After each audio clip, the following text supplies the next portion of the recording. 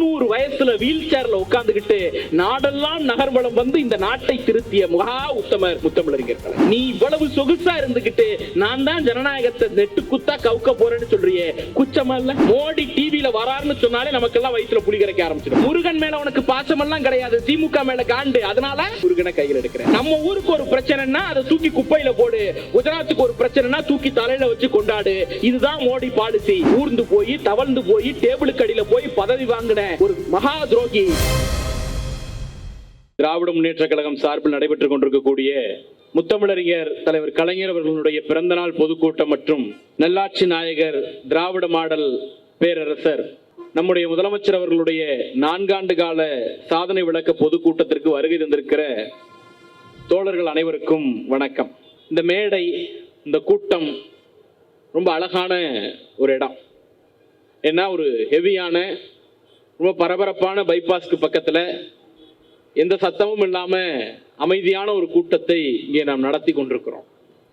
2 விஷயம் மேடையிலிருந்து பார்க்கிற போது அட அழகா இருக்குல்ல அப்படின்னு தோணுச்சு. ஒன்று, இந்த 2 பெட்டியும் நிறைஞ்சிருச்சு. ஆனால் தோழர்கள், கழக உடன்பிறப்புகள் வந்து கொண்டிருக்கிறார்கள், பொதுமக்கள் வந்து கொண்டிருக்கிறார்கள். அவங்க அதிகபட்சம் அந்த ரோட்ல நிக்கணும், இல்லை இந்த பக்கம் போய் நிக்கணும். மேடையிலிருந்து நகர செயலாளர் பார்த்தார். ஒரு 3-4 நிமிடங்களுக்குள்ளாக ஒரு குட்டி யானையில ஒரு 200 சேர் வந்தது. யார் ஒருவரும் விட்டு போய்விடக்கூடாது, ஒருவருக்கு கிடைத்தது எல்லோருக்கும் கிடைக்க வேண்டும், ஒருவர் அமர்ந்திருக்க இன்னொருவர் நிற்க கூடாது என்கிற அக்கறை நகர செயலாளருக்கு இருந்தது. அந்த அக்கறைக்கு பெயர் தான் திராவிட மாடல். எனக்கு இடதுபுறத்துல நிறைய அக்காக்கள் உட்கார்ந்துருக்காங்க. 4வது வரிசையில் ஒரு அக்கா கருப்பு சிகப்பு மப்ளரை போட்டுட்டு ரொம்ப ஸ்டைலா, ரொம்ப அழகா, ரொம்ப கம்பீரமா உட்கார்ந்துருக்காங்க. இந்த மேடை அமைக்கப்பட்டிருக்கக்கூடிய மாவட்டம் செங்கல்பட்டு மாவட்டம். செங்கல்பட்டு மாவட்டத்திலே 100 ஆண்டுகளுக்கு முன்னால் சுயமரியாதை இயக்கத்தின் மாநாட்டை பெரியார் கூட்டினார். அந்த மாநாடு நடந்த காலத்தில் தமிழ்நாட்டில் ஆண்களுக்கு கூட, பார்ப்பனர் அல்லாத ஆண்களுக்கு கூட தோளில் துண்டு போடுகிற உரிமை கிடையாது. அவர்கள் இடுப்பிலோ கக்கத்திலோ தான் துண்டை வச்சிருக்கணும்.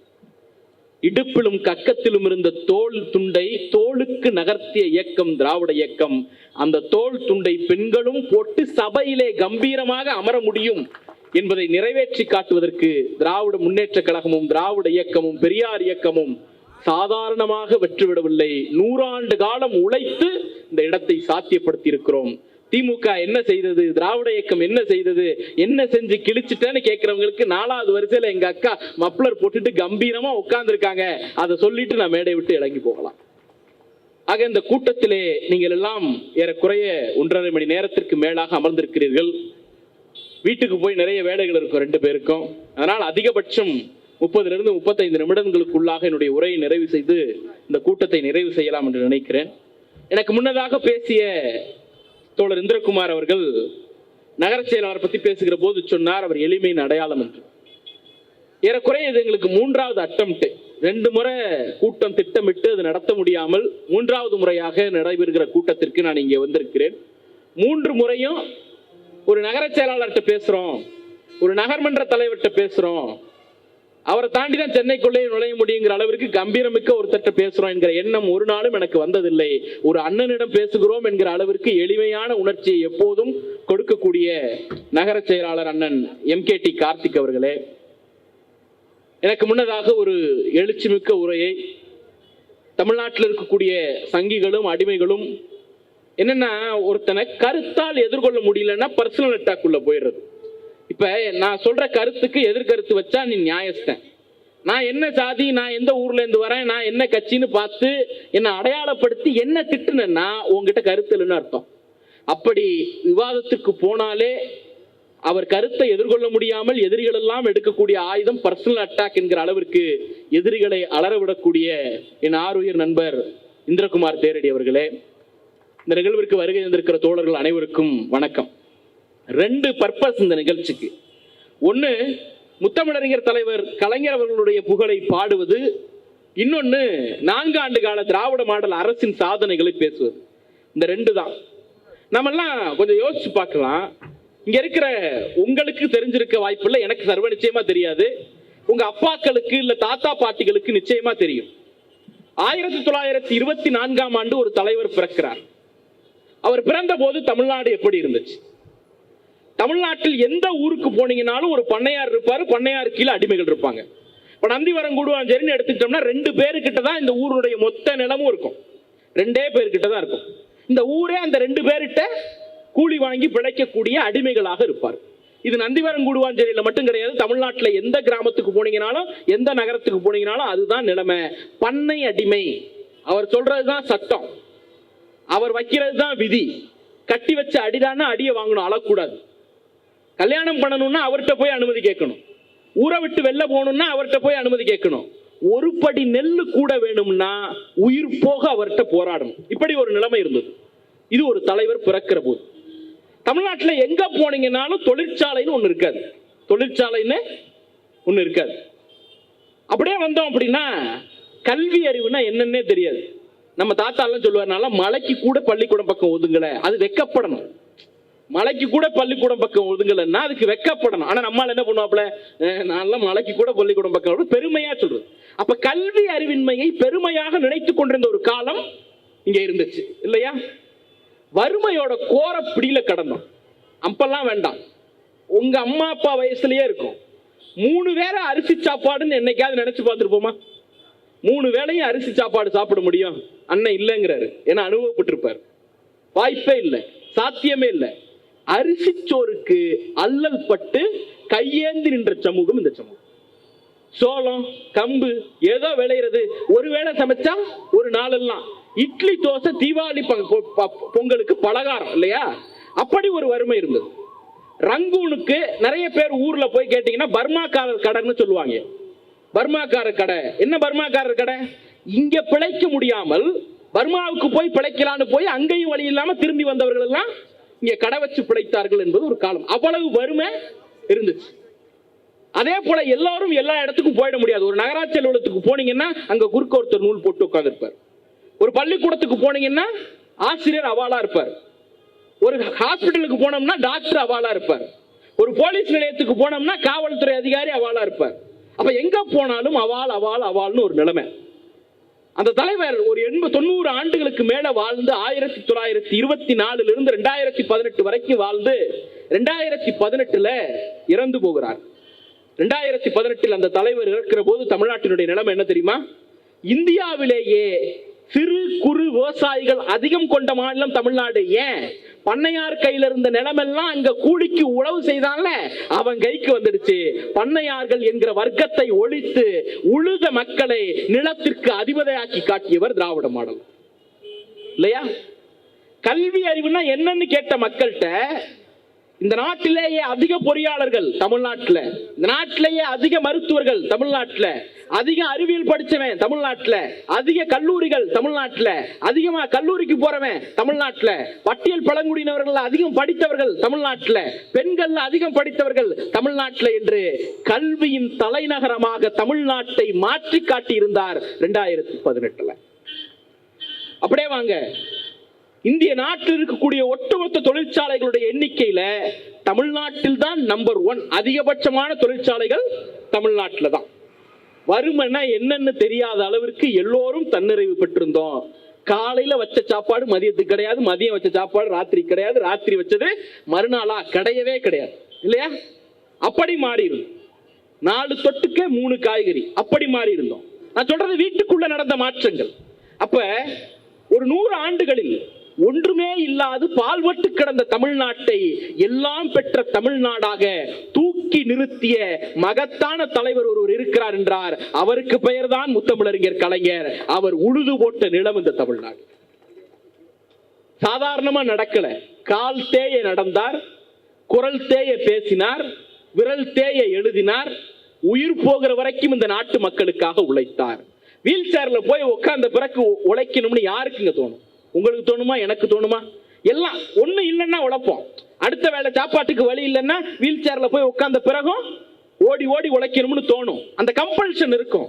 ஆனா இந்தியாவில் எந்த தலைவரும் அடைய முடியாத ஒரு உயரத்தை அடைந்த பிறகு, தமிழ்நாட்டில் தான் காண விரும்பிய எல்லா கனவுகளையும் நிறைவேற்றி முடித்து விட்ட பிறகு, ஏழ்மையில் கிடந்த ஒரு நாட்டை தூக்கி நிறுத்திவிட்ட பிறகு, இனி அடைய போகிற உயரம்னு ஒண்ணு இல்லைன்னு தெரிஞ்ச பிறகு, எல்லா சொகுசும் வந்த பிறகு 90 வயசுல வீல் சேர்ல உட்கார்ந்துகிட்டு நாடெல்லாம் நகர்வலம் வந்து இந்த நாட்டை திருத்திய மகா உத்தமர் முத்தமிழறிஞர் கலைஞர். இங்க பேசுகிற போது சொன்னார், பனையூரை விட்டு வெளில வரதில்லைன்னு. அவரை பற்றி எல்லாம் பேசக்கூடாதுன்னு இருந்தேன், தொடங்கி வச்சுட்டு போயிட்டார். எனக்கு நன்றாக நினைவு இருக்கிறது. அவருக்கு எப்படி கூடுவாஞ்சேரியில ஒரு கதை இருக்க, எனக்கும் கதை இருக்கு. என்னுடைய நண்பருடைய ரூம்மேட் இந்த சந்தில போனோம்னா இருந்தது. நான் படித்த கல்லூரி இங்க தாம்பரம், மேற்கு தாம்பரத்துல தான் கல்லூரியில படித்தேன். நான் படித்த ஆண்டு 2015 தான் சென்னையில மிகப்பெரிய வெள்ளம் வந்தது. அம்மையார் ஜெயலலிதா ஆட்சி காலத்துல 4 நாள் கழிச்சு வெள்ளம் வடிஞ்ச பிறகு, அன்பார்ந்த வாக்காளர் பெருமக்களேன்னு ரோட்டுக்கு வந்து அந்த அம்மா ஓட்டு கேட்டுட்டு போனாங்க. ஏறக்குறைய 400க்கும் மேற்பட்டோர் செத்ததாக அந்த புள்ளி விவரங்கள் சொல்லுகிறது.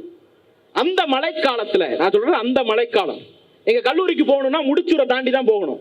அந்த முடிச்சூர்ல 2வது மாடி வரைக்கும் தண்ணி, 2வது மாடி வரைக்கும் தண்ணி, 15 அடி 17 அடி தண்ணி. முத மாடியெல்லாம் என்ன ஆனாங்கன்னு தெரியாது. அப்பேற்பட்ட ஒரு கனமழை, அப்பேற்பட்ட வெள்ளம். அந்த வெள்ளம் வந்த போது அன்றைய முதலமைச்சர் ஜெயலலிதா எழுந்து வரவில்லை, அன்றைக்கு மேயராக இருந்தவர் எழுந்து வரவில்லை, அன்றைய அமைச்சர்கள் எல்லாம் சொந்த ஊரை நோக்கி ஓடிக்கொண்டிருந்தார்கள். நாங்க வயசு 17 வயசு 18 வயசு, நாங்க இந்த ஊர்ல இருக்க பயந்துகிட்டு எப்படியாவது போயிடணும்ட்டு போற பஸ் எல்லாம் பிடிச்சு, நான் கும்போணம் போறதுக்கு திருவண்ணாமலை போய் ஆந்திரா போய் எல்லாம் சுத்திக்கிட்டு போனோம். அப்படி இந்த நகரத்தை விட்டு, இந்த மாநகரத்தை விட்டு எப்படியாவது பழச்சா போதும்னு ஓடிய காலம் ஒண்ணு இருந்துச்சு. அந்த நாளில் கோபாலபுரத்திலிருந்து ஒரு கார் கிளம்புது. காருக்கு பின்னாடி ஒரு லாரி, லாரி முழுக்க நிவாரண பொருள். அன்னைக்கு கோபாலபுரத்திலிருந்து முடிச்சூருக்கு வரணும்னா 10 இடத்துல குறுக்க ரோடு வெட்டி போட்டிருக்கு. அதை தாண்டி ஒரு தலைவர் வந்தார், காரிலிருந்து வீல் சேர் வந்தது. அப்போது அவருக்கு வயது ஏறக்குறைய 90. கண்ணீரோடு எல்லாவற்றையும் இழந்து விட்டு நின்ற அந்த முடிச்சூர் மக்களை கட்டி அணைத்து தான் கொண்டு வந்திருந்த பொருளை கொடுத்து விட்டு போன மிகப்பெரிய தலைவர் முத்தமிழறிஞர் கலைஞர். இன்னைக்கு என்ன நடக்குது? நிவாரணம் வேணுமா? பாதிக்கப்பட்டிருக்கியா? கழுத்துக்கு மேல தண்ணியா? கவலையே படாத, 25 கிலோ சிப்பம் அரிசி வாங்கி வச்சிருக்கேன், எப்படியாவது பஸ்ஸை பிடிச்சி இங்க வந்து நான் கொடுக்கிறேன். வெக்கமா இல்ல? அப்ப இது பிரச்சனை இல்ல, உங்க சொகுசுக்கு நீங்க வீட்லயே இருந்து பண்றீங்க, அதை நான் தப்பா சொல்லல. அப்படி தப்பா சொல்லணும்னா 90 வயசுல அழுத மக்களோட போய் நின்ன தலைவரை அரசன், மன்னர், மன்னராட்சி, குடும்ப கட்சி என்றெல்லாம் சொல்லிட்டு, நீ இவ்வளவு சொகுசா இருந்துகிட்டு நான் தான் ஜனநாயகத்தை நெட்டு குத்தா கவுக்க போறேன்னு சொல்றியே, குச்சமா இல்ல? அப்ப மக்களோடு மக்களாக நின்று சாகிறவர்கள் தான் மக்கள் தலைவர்கள். கடைசி வரைக்கும் ஏசி ரூம்குள்ளேயே உட்கார்ந்துட்டு என் வீட்டுக்குள்ள வாமா என்னையாவது கொடுக்கிறேன் என்று சொல்பவர்கள் ஒரு நாளும் மக்களின் கஷ்டத்தை உணர மாட்டார்கள். முத்தமிழறிஞர் கலைஞர் மகத்தான மக்கள் தலைவராக இருந்த நாள் தான் அன்னைக்கு அவருடைய கால்கள், அவருடைய சக்கர நாற்காலி இங்கே ஓடி வந்தது. அந்த தலைவரை கொண்டாடுவதற்காக இங்கே கூடியிருக்கிறோம். அது ரொம்ப முக்கியம். ஏன் அவர் இறந்து போன பிறகு இவ்வளவு பெரிய கொண்டாட்டம், இவ்வளவு பெரிய கூட்டம் தேவையா அப்படின்னு கேட்டா தேவைதான். நம்ம எல்லாம் சொல்லிட்டே இருக்கிறோம்ல, இன்னைக்கு கலைஞர் அப்படி என்ன பண்ணிட்டாரு, என்ன பண்ணிட்டாரு, என்ன பண்ணிட்டாருன்னு கேட்டுட்டே இருக்கான். பிஜேபி காரர்கள் அடிக்கடி இப்போ ஒரு கதை பூச்சுத்த தொடங்கியிருக்காங்க. முன்னாடி எல்லாம் வெறும் பொய்யா புடுவானுங்க. இப்ப என்னன்னா கொஞ்சம் உண்மையை சேர்த்து பெரிய பொய்யா புடுகிறது. பார்க்கவே பயங்கரமா இருக்குங்கிற மாதிரி பயங்கரமா இருக்கு பாக்குறதுக்கு. அந்த மாதிரி ஒரு கொடூரமான பொய்களை புடுவ தொடங்கி இருக்கிறார்கள். மோடி சாதனையின் நாயகரா என்ன பண்ணாரு அப்படின்னு கேட்டா, ஊரெல்லாம் கரண்ட் கொடுத்தாரு அப்படிங்கிறான். நல்லா ஞாபகம் இருக்குமா? 2018ஆம் ஆண்டு திடீர்னு ஒரு அறிவிப்பு வருது, மாலை 7 மணிக்கு பிரதமர் மோடி மக்களை சந்தித்து உரையாற்றுகிறார் அப்படின்னுட்டு. மோடி டிவியில வராருன்னு சொன்னாலே நமக்கெல்லாம் வயிற்றுல புளி கரைக்க ஆரம்பிச்சிடும், எல்லாம் ஏடிஎம் வாசல்ல போய் நிக்க ஆரம்பிச்சிடுவான். அந்த மாதிரி ஒரு கொடூர நாள் இருந்துச்சு. அப்ப மோடி வந்து என்ன சொன்னார் தெரியுமா? சௌபாக்கிய யோஜனான்னு நான் ஒரு திட்டம் கொண்டு வர போறேன். அது என்னப்பா சௌபாக்கிய யோஜனா, ஏதாவது பாட்டி பேரா ஆன்டி பேரா அப்படின்னு நம்ம மக்கள் கேட்டான். சௌபாகிய யோஜனா ஒண்ணும் இல்ல, ஒவ்வொரு ஊருக்கும் மின்சாரத்தை கொண்டு போய் சேர்க்கிறதாம். எப்ப சொல்றாப்ல? 2018. முத்தமிழறிஞர் கலைஞர் அனைத்து கிராமங்களுக்கும் மின்சாரத்தை கொண்டு போய் சேர்த்த ஆண்டு 1974. 74 கலைஞர் செய்ததை 2018 மோடி அறிவித்தார். வெறும் அறிவிப்பு. அப்படியே வாங்க அடுத்து. இன்னைக்கு ஊரெல்லாம் என்ன திட்டம் சொல்லிட்டு இருக்கான்? ஜல் ஜீவன், ஜல் ஜீவன் சொல்லிட்டு இருக்கானா? வீட்டுக்கு நான் தான் தண்ணி கொடுத்த சொல்லிட்டு இருக்கானா? எங்க தொடங்கியது? 1971ஆம் ஆண்டு குடிநீர் வடிகால் வாரியம் என்கிற பெயரில் வீட்டுக்கு வீடு தண்ணீர் கொடுக்கிற மகத்தான திட்டத்தை தொடங்கி வைத்தவர் முத்தமிழறிஞர் கலைஞர். 71 கலைஞர் தொடங்கியதை மோடி இன்றைக்கு அறிவித்துக் கொண்டிருக்கிறார். வெறும் அறிவிப்பு, சாதனை கிடையாது. பிரதம மந்திரி ஆவாஸ் யோஜனா. அது பிரதம மந்திரி ஆவாஸ் யோஜனா. நம்ம எல்லாம் என்ன நினைப்போம்? நமக்கு தெரிஞ்சதெல்லாம் ஆவாஸ் அஞ்சிங், நாய்கள் ஜாக்கிரதை, அதுதான் தெரியும். இந்த ஆவாஸ் யோஜனா மாதிரி ஒரு தில்லுமுள்ளான திட்டம் உலகத்திலே கிடையாதுங்க. இப்ப நானும் அக்காவும் சேர்ந்து ஒரு திட்டம் ஆரம்பிக்கிறோம். அக்கா ஒரு 1 லட்சம் ரூபா கொடுக்குறாங்க, நான் ஒரு 1 லட்சம் ரூபா கொடுக்குறேன்னா அக்கா பேரையும் என் பேரையும் சேர்த்து தானே சொல்லணும். அக்கா 20,000 தான் கொடுக்குறாங்க, நான் 2 லட்சம் கொடுக்குறேன். இப்ப யார் பேரை சொல்லணும்? என் பேரை சொல்லணும். அக்கா 10,000 கொடுத்துட்டு நான் 3 லட்சம் ரூபா கொடுப்பேன், ஆனா பேரை அக்கா பேர்ல வச்சுக்கிட்டா அது யோக்கியமான வேலையா? அயோக்கியத்தனம் தானே. இந்த அயோக்கியத்தனத்தை மோடி செய்கிறார். ஒரு வீடு கட்டுவதற்கு 13 லட்சம் ரூபாய் செலவாகிறது என்று சொன்னால் 1.5 லட்சம் ரூபாயை மோடி அரசாங்கம் கொடுக்கும். 8.5 லட்சம் ரூபாயை நம்முடைய தலைவர் தமிழ்நாட்டின் முதல்வர் முத்துவேல் கருணாநிதி ஸ்டாலின் அவர்கள் கொடுக்கிறார். பாக்கி 3 லட்சம் ரூபாயை மக்கள் கொடுக்கிறாங்க. அப்ப கொடுக்கிற காசு யாரோடது? நம்ம தமிழ்நாட்டு அரசோடது. ஆனா பேரு பிரதம மந்திரி ஆவாஸ் யோஜனா.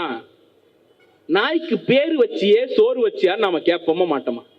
அததான் முதலமைச்சர் கேட்கிறார். மாப்பிள்ள அவரு தாங்க, அவர் போட்டிருக்க சட்டை நான் வாங்கி கொடுத்ததுங்கிறார். மாப்பிள்ள மோடி தான் அவர் போட்டிருக்கிற சட்டை நான் வாங்கி கொடுத்தது 4 நாளைக்கு முன்னாடி கேட்டார். மானம் இருந்தா என்ன பண்ணிருக்கணும்? இவ்வளவு யோக்கியம், இவ்வளவு அசிங்கப்பட்டு இந்த திட்டத்தை நான் செயல்படுத்த மாட்டேன், 5 லட்சம் ரூபாயா உயர்த்துறேன், மானம் இருக்கிறவர் சொல்லுவாரா இல்லையா? என்னப்பா 2000 வீடு 1000 வீட்டை குறைச்சு விடுறா தமிழ்நாட்டுக்குன்னு அடிச்சாரு மோடி. இப்ப என்னன்னா, சரி இது என்ன புதிய திட்டமா மோடி கண்டுபிடிச்சதா? இல்ல, 1971ஆம் ஆண்டு குடிசை வாழ் மக்களை கான்கிரீட் வீட்டுக்குள் அமர்த்துவதற்காக குடிசை மாற்று வாரியம் என்கிற திட்டத்தை தொடங்கி வைத்த தலைவர் முத்தமிழறிஞர் கலைஞர். அந்த குடிசை மாற்று வாரியம் தான் இன்றைக்கு தமிழ்நாடு நகர்ப்புற வாழ்விட மேம்பாட்டு வாரியம். அந்த வாரியத்தின் அமைச்சர் தான் இந்த மாவட்ட கழகத்தினுடைய செயலாளர், ஆற்றல் மிக்க அமைச்சர் அண்ணன் தாமு அவர்கள். அப்ப யோசிச்சு பார்க்கணும், மோடி இன்னைக்கு அறிவிப்பதை 50 ஆண்டுகளுக்கு முன்னால் செய்து காட்டிய தலைவர் நம்முடைய தலைவர். அடுத்து ஒரு கதைக்கு வருது. வீட்டில் இருக்கக்கூடிய பெண்களுக்கெல்லாம் இலவச சிலிண்டர் கொடுத்தேன். உஜ்வாலா யோஜனா வாங்குது. உஜ்வாலா யோஜனா. நமக்கு உஜாலா தெரியும், உஜ்வாலா தெரியாது. உஜ்வாலா யோஜனா நான் தான் கொடுத்தேன்னு கிளம்புறாரு. யாராவது இலவச சிலிண்டர் வாங்குறீங்களாமா? ஒருத்தர் 10 கோடி பேர் கொடுத்தாராம். தமிழ்நாட்டில் மட்டும் 10 கோடி பேர் கொடுத்தாங்களாம். 10 கோடி பேர்ல நீங்க ஒருத்தர் கூட இல்ல. பாத்தீங்களா எவ்வளவு அன்லக்கியா இருக்கீங்க? அப்ப யோசிச்சு பாருங்க. சிலிண்டர் கொடுத்த, இலவச சிலிண்டர் கொடுத்தேங்கிறாரு. யார் கொடுத்தது? முத்தமிழறிஞர் கலைஞர் 2006ஆம் ஆண்டு இலவச எரிவாயு இணைப்பை கொடுத்தார், கேஸ் அடுப்பை கொடுத்தார். இன்னைக்கு மோடி ஸ்டிக்கர் விட்டுறார். 350 ரூபா வித்த சிலிண்டர் இன்னைக்கு 1050 ரூபா. இந்த அயோக்கியத்தனத்தை செஞ்சுட்டு நான் இலவச கேஸ் கொடுத்தேன்னு சொல்றதுக்கு கூச்சப்படணுமா இல்லையா? கலைஞர்கிட்ட போய் சொல்றாங்க, ஐயா நாம தேர்தல் அறிக்கையில கேஸ் அடுப்பு கொடுப்போம் தான் சொன்னோம், 2 அடுப்பு உள்ள கேஸ் கொடுப்போம்னு சொல்லல. நம்மகிட்ட காசு இல்ல அரசாங்கத்திட்ட, 1 அடுப்பு உள்ளதை மட்டும் கொடுப்போம். பாதி ஆயிடும் பட்ஜெட், செலவு பாதியா குறைஞ்சிடும், மக்களுக்கு நாம சொன்ன செஞ்ச மாதிரி ஆயிடுச்சு, கொடுத்த மாதிரி ஆயிடுச்சு, காசு மிச்சம் பண்ண மாதிரி ஆயிடுச்சுன்னு 2 அதிகாரிகள் போய் சொன்ன போது கலைஞர் அந்த பேப்பரை தூக்கி எறிஞ்சிட்டு சொன்னாராம், 1 மணி நேரம் அவங்க அடுப்புல கிடந்து வேகுறாங்களேங்கிறதுக்காகத்தான் 2 அடுப்பு வச்சு சிலிண்டர் கொடுக்கணுங்கிற திட்டத்தையே கொடுத்தேன். நீ 1 அடுப்பு கொடுத்தனா இன்னொரு அடுப்புக்கு அவங்க விறக பத்த வைப்பாங்க, மீண்டும் 1 மணி நேரம் அடுப்புல தான் கிடப்பாங்க, காசு போனா போகுது, 2 அடுப்பு கொடுறான்னா. அவர்தான் முத்தமிழறிஞர் கலைஞர். அந்த மகத்தான தலைவர் கொண்டு வந்த திட்டத்தை இன்னைக்கு மோடி என்ன பண்றாப்ல? ஸ்டிக்கர் ஒட்டிய ஸ்டிக்கரை அப்படின்னு ஸ்டிக்கர் ஒட்டுறது. அடுத்த கதை, கர்ப்பிணி பெண்களுக்கு நான் பணம் கொடுக்கிறேன் சொல்றது யாரு? சொல்றது மோடி. ஒரே ஒரு விஷயம், உங்க எல்லாரும் பேறுகாலத்தை கடந்து வந்திருப்பீங்க, இல்ல உங்க பெண்கள், உங்க வீட்டில் இருக்கக்கூடிய பெண்கள் கடந்து வந்திருப்பாங்க. 1989ஆம் ஆண்டு கர்ப்பிணி பெண்களுக்கு பேறுகால உதவித்தொகை என்கிற பெயரில் நிதி உதவி கொடுக்கிற திட்டத்தை உலகத்திலேயே முதல் முறையாக அறிவித்த பெருமை முத்தமிழறிஞர் கலைஞரை சேரும், வேற யாருக்கும் சேராது. இன்னைக்கு மட்டும் என்ன, 6000 ரூபாய் கொடுக்கிறாரு ஒன்றிய அரசாங்கத்திடமிருந்து. தமிழ்நாடு முதலமைச்சர் எவ்வளவு கொடுக்கிறார் தெரியுமா? 12000 ரூபாய் கொடுக்கிறார். மொத்த தொகை 18000 ரூபாய். மோடி கொடுக்கிறது 1 பிரசவத்துக்கு, தலைவர் கொடுக்கிறது 2 பிரசவத்திற்கு.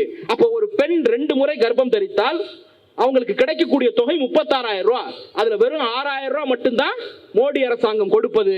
மீதம் உள்ள 30000 ரூபாய் தமிழ்நாட்டின் முதலமைச்சர், நம்முடைய தலைவர், மகத்தான ஆளுமை நம்முடைய தளபதி கொடுப்பது. ஆனா பேரு பிரதம மந்திரி திட்டம். அப்ப பூரா பேர் மட்டும் வைக்கிறது, சோறு வைக்கிறது கிடையாது. இவ்வளவு பெரிய அயோக்கியத்தனங்களை அவர்கள் செய்து கொண்டிருக்கிறார்கள். இப்ப அந்த எதுக்கு கலைஞர் 100 ரூபாய், 1000 ரூபாய், 2000 ரூபாய் கர்ப்பிணி பெண்களுக்கு உதவித்தொகை கொடுக்கணும்னு ஆரம்பிச்சாரு? என்ன காரணம்? இன்னைக்காவது யோசிச்சு பார்த்திருக்கோமா?